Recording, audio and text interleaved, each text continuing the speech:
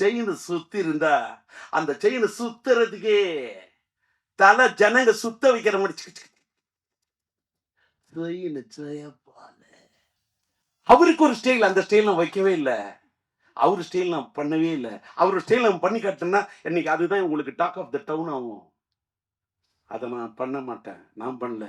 நான் என் பாணியில பண்ணேன். எனக்குன்னு ஒரு ஸ்டைல் வகுத்துக்கிட்டேன். ஆனா இன்னைக்கு நான் ஒரு பெரிய ஆளாகி செயின் ஜெய்பால் கதாபாத்திரத்தில் நடிச்சு நான் இவ்வளவு பெரிய ஒரு நடிகனா ஆகி நான் டைரக்ட் பண்றது தான் ஏன் வந்தேன். எனக்கு பிஹைண்ட் த ஸ்கிரீன் விற்கிற மாதிரி டைரக்ட் பண்ணும், செல்வமணி மாதிரி டைரக்ட் பண்ணும். நான் உணர்ச்சி வசப்படக்கூடிய கலைஞர். எல்லாரும் நடிக்க, எனக்கு காதல் சும்மா நடிக்க வைக்கணும், சந்தானத்தை நடிக்க வைக்கணும், கூல் சுரேஷை நடிக்க வைக்கணும், ராவணனை பேச வைக்கணும், நளினியை பேச வைக்கணும், ஜீவிதாவை பேச வைக்கணும், ரூபாவை பேச வைக்கணும், அப்படின்னா எல்லாரையும் நடிக்க வைக்கணும். நான் டைரக்ட் பண்ணும். அதான் வந்தேன். என்னோட சூழ்நிலை வேற வழி இல்லை. ரஜினி சார் இது மிஸ் ஆனோட நடிகனான அவரு கொடுத்த பாதையில தான் நான் இவ்வளவு பெரிய ஆளாயிட்டேன்.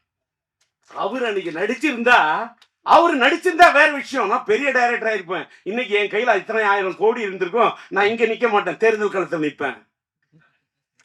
என்கிட்ட இன்னைக்கு இல்ல 500 கோடி 1000 கோடி. என்கிட்ட இருக்கிறது ஒன்லி தாடி.